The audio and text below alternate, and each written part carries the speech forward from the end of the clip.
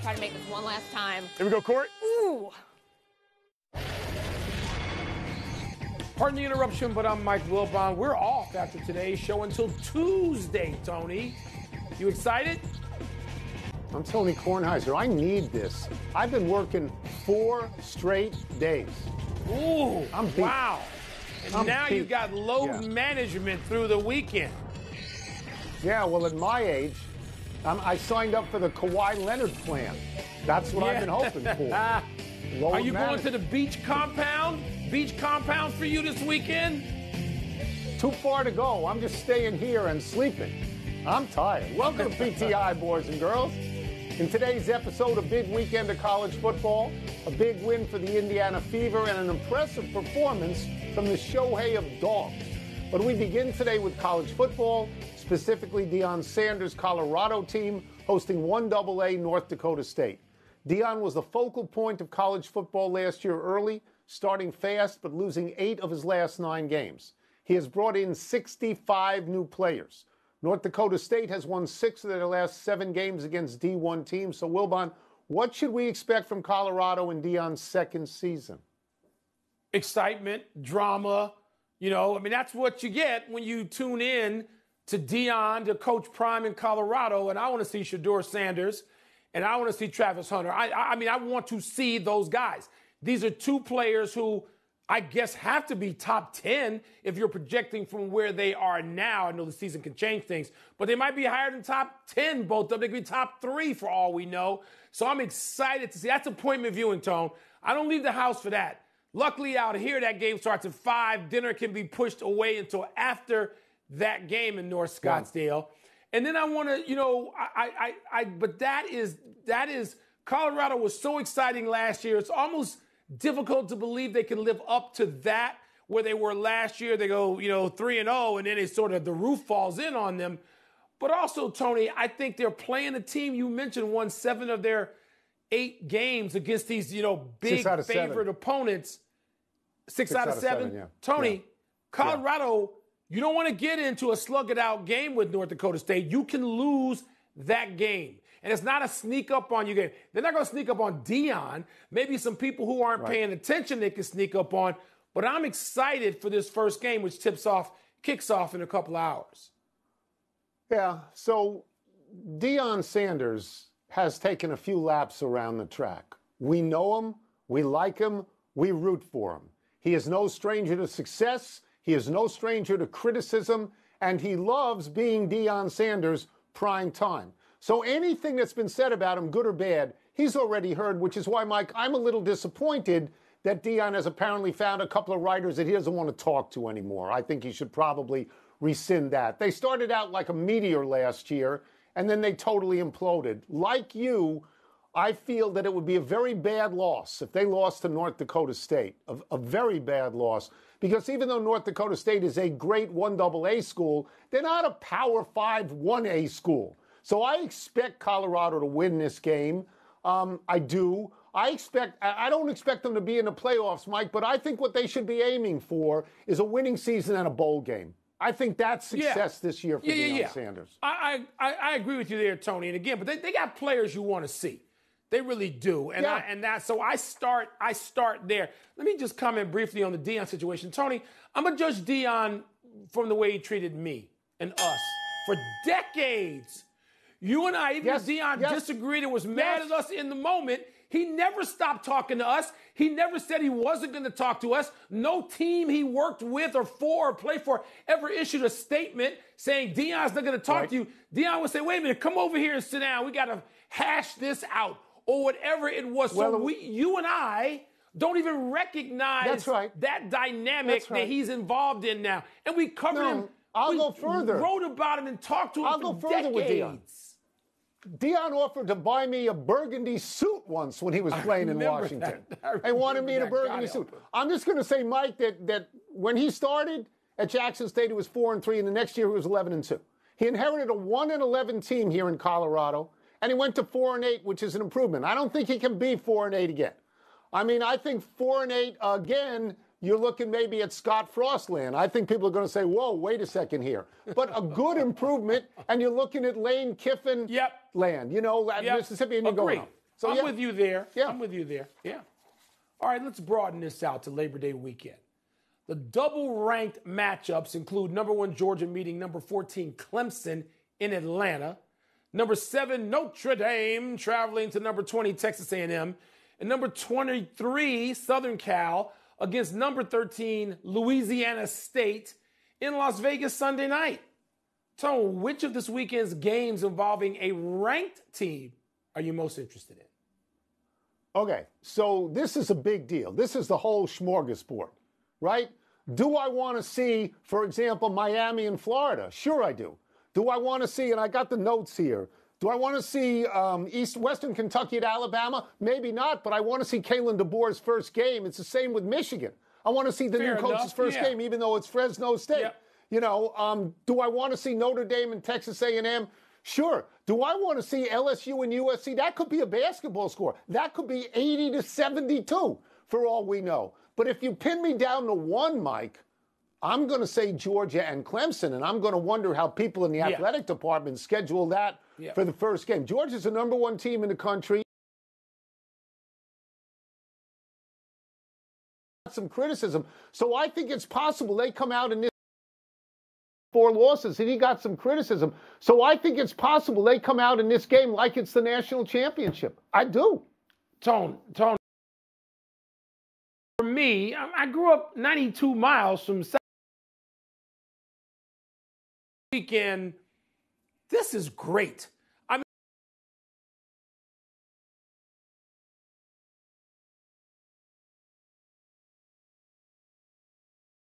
and with one of these games, you can probably pay for all your other. And I'm not going to go into the matchups and go down that rabbit hole just yet. But they've been playing great. Once Caitlin Clark sort of figured it out and got her footing, and they figured out how to play with her, the passing has been, and I know she set a record for 3-pointers. I don't care about that. The passing, the assists, not just the assist totals, but the passing. And people now are so obsessed with analytics, they're not discerning enough to understand the difference between passing and assists. And what passing does necessarily to your whole team, it's infectious. It changes the way they play. And so Indiana's been terrific. That's a big win they got. They're moving up. They got a shot at 6th, not just 7th. So that's what it means about Indiana as we get closer to the end of the regular season in the WNBA.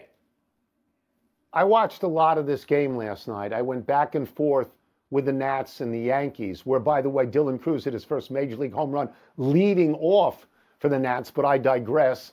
Caitlin Clark should be the unanimous Rookie of the Year. She has gotten much better. As a result, her team has gotten much better. The team they beat last night, going into last night's game, had the 2nd best record in the entire league. Connecticut was that good. And Indiana beat them last night. Indiana is 15-16, but they started out 1-8. They're going to make the playoffs. And they didn't make the last 2 years. They didn't go anywhere near the playoffs. They were 18-58 the last 2 years. And the difference is two words: Caitlin Clark. And I mean, you want to know about passing and assists, because you got to put them both together a little bit. She leads the league in assists. Come on. Yeah. I mean, she has Tony, gotten better, and her team has gotten better. When you pick number 1 back-to-back years and you get Aaliyah Boston and Caitlin Clark, this is what you can do. And, you know, so that becomes a dilemma right now for my Chicago Sky team as they trade people away. They probably want to, even though they can make the playoffs and finish in 8th, the last spot, do they want to try to be in the lottery and get another one of those players? Because you got to go against Indiana, your neighbor, forever and ever. So, yeah, Indiana's got it going. Let's take a break. Coming up is the absence of Trent Williams or Brandon Ayuk, a bigger problem for the Niners. And who was more impressive last night, Shohei or his dog? I don't really know what that means, but that's what we're going to talk about. Do you give Clemson a chance? The game's in Atlanta, I believe. Do you give Clemson a chance against Georgia or no? Atlanta's right in the middle. I used to love flying to Atlanta. And when you drive to Clemson in Georgia, there's a road, there's a fork in it. And the fans are screaming at each other out of the cars on 85 and 75. It's really... It's time for toss-up.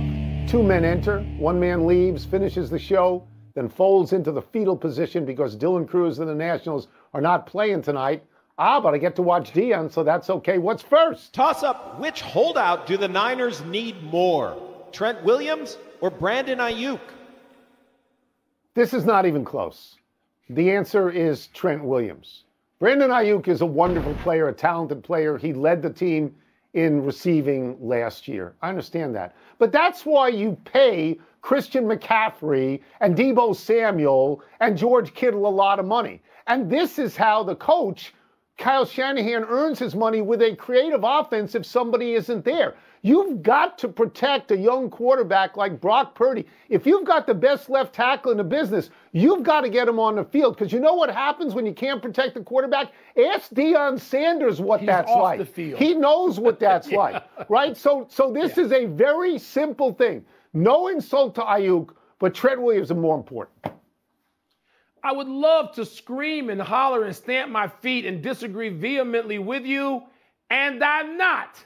This isn't close. It's Trent Williams. Not only that, Kyle Shanahan is very likely to introduce somebody into the lineup, in game one that we've never even heard of, and that guy might catch 9 balls for 85 yards. You don't know what's going to happen there. Brandon Ayuk is wonderful. He's great.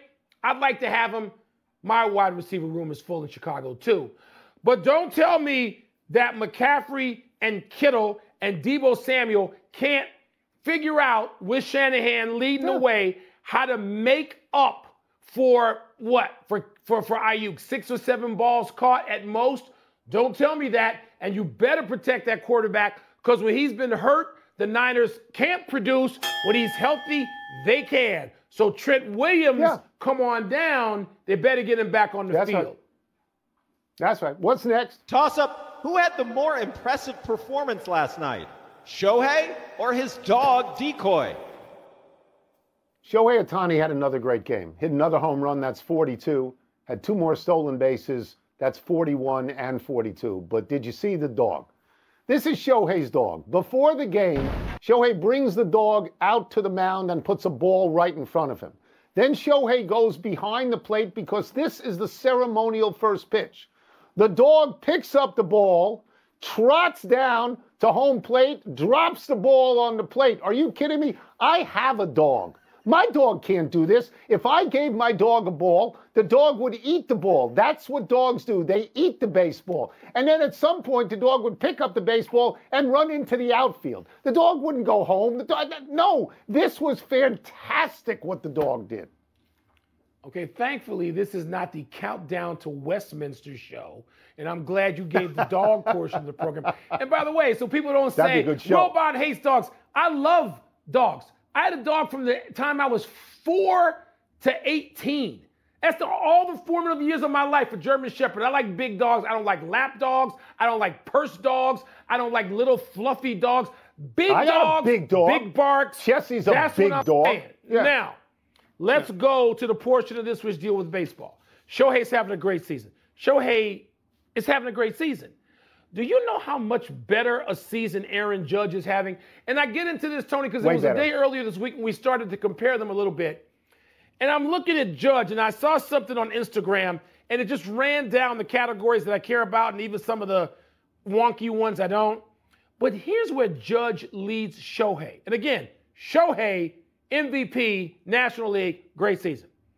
Average, on-base percentage, slugging, OPS, home runs, runs batted in, WAR. That's like everything except stolen bases. That's right. Judge is leading Shohei. Doesn't that surprise you on some level, given how great Shohei is and given what a great season is, that Aaron Judge is just like zoom out there with Saturn's rings? Yeah, because he's having a greater season. But I would ask you this.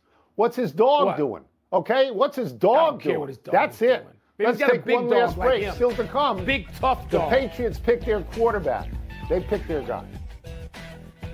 Let's find out what kind of dog Aaron Judge. I hear big dog with a big bark, not a little purse dog. The White Sox finally Oh, wait a minute. They actually... No, they don't. Big dog. That may be the catch of the year. Yeah. Did you see that catch? That is the catch. Yeah. Catch of the year. I think so.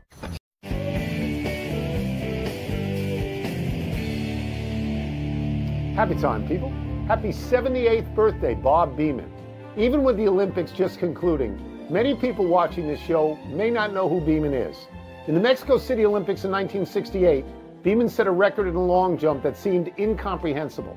Before Beamon jumped, the world record was 27 feet, 4 3/4 inches. The last half dozen times a new record had been set was by an inch or two. Beamon took his third jump in the thin air and went 29 feet, 2 1/2 inches. Not just breaking the record, demolishing it. People gasped looking at it. It led to a new word, to Beamon something. To put it out there so far, it's unbelievable. 56 years later, the record now held by Mike Powell is only 2 inches longer. That's amazing. Tony, the amazing thing in watching it now, and I've watched it a million times, it looks like Beamon is going to fly beyond the pit. It looks like he's just going to keep going, and he's going to just be out in the infield of the stadium in Mexico City. I can't take my eyes off it when I watch it. This is one of my favorite things, and I know it's one of your all-time favorites. Absolutely, absolutely. Happy anniversary, Moses Malone. This is posthumous. But on this day 50 years ago, the Petersburg, Virginia high school basketball star signed a $1 million contract with the Utah Stars of the ABA, instead of going to the University of Maryland, as had been his original plan. Malone thus became the first high school player to bypass college and jump directly to the pros.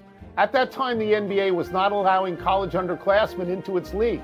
It wasn't until 1995 that another high school kid was taken in the first round, Kevin Garnett. In 2001, 4 of the top 8 picks were high school players. In 2005, the NBA stopped accepting high school players, leading to what we now call the one and done. And by the way, Moses was worth it. Yes, he was, Tony. And he and Lefty Driesell would have been part of an ensemble that probably won a national championship, with all due respects to Dean Smith and John Wooden and Norm Sloan. Right. John Lucas, the first overall pick. Owen Brown, Mo Howard, Brad Davis, Steve Shepard, an Olympian. Are you kidding? With Moses Malone in college? And people want us to get excited about college basketball now? Sorry, that would have been exciting. Happy trails to a home run for Andrew Vaughn. The White Sox first baseman hit what appeared to be a walk-off 3-run home run last night until Travis Jankowski of the Rangers scaled the left field wall, reached and robbed it, preserving the Texas win. The sorry White Sox lost both games of a doubleheader yesterday. Other lowlights of the day included Lenyn Sosa not seeing the warm-up throw from the catcher, taking it right in the schnoz, and an afternoon home crowd that at one point was estimated in the dozens. Your team, one of yours. Yeah, not really, but Tony, the last 41 games, the Chicago White Sox, after today's loss, 4-37 in the last 41 games. That's bad news Bears. That's Little League bad. That's beyond anything that you can comprehend or compare. You're right. It's awful. Let's go to the big finish. The Patriots will start Jacoby Brissett over Drake May at quarterback. Okay by you? Mention worth, hold on now, $62.6 million. That makes sense to you? Yes, because it's Steph Curry. Did anybody watch the Olympics? Am I the only one who saw it? Chris Sale got his 15th win last night. Are you smelling a sigh?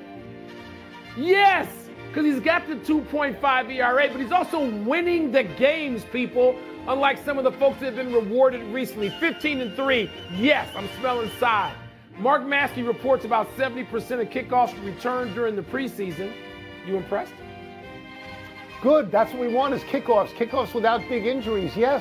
Last one, Northwestern hosts Miami of Ohio in a temporary stadium on Lake Michigan on Saturday. That's a lock, isn't it?